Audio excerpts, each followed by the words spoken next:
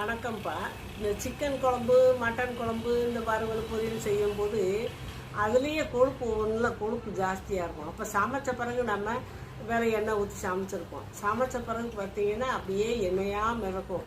நம்ம என்ன செய்கிறது, இவ்வளோ காசு போட்டு வாங்கியிருக்கோமே சாப்பிடுவோம்னு சொல்லி சாப்பிடுவோம். அது உடம்புக்கு தான் கெடுதல். அதனால் அந்த எண்ணெயெல்லாம் எடுக்கலாம்.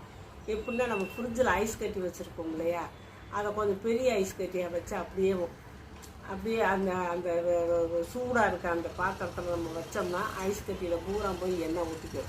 அதை அப்படியே தட்டி விட்டு திருப்பி வச்சு இருக்கிற எண்ணெயெல்லாம் எடுத்துகிட்டு நம்ம நல்லா சாப்பிட்லாம். ஏன்னா காசு போச்சே நம்ம அப்படி சாப்பிட முடியாது. சரி, காரம் ஜாஸ்தியாக போச்சு என்னடா செய்கிறது அப்படிங்கும்போது ஏதோ கூட குறைய போட்டுருவாங்க. அப்போ காரம் ஜாஸ்தியாக இருக்கும்போது நம்ம இந்த எலுமிச்சம்பழம் இருக்கு இல்லையா, அதை கொஞ்சம் புழிஞ்சு விடலாம், தேங்காய் அரைச்சி விடலாம். இந்த பொரியலாக இருந்தால் பொட்டுக்கலையை லேசாக நுணுக்கி அப்படியே தூவி விடலாம். இப்படிலாம் செய்யலாம்.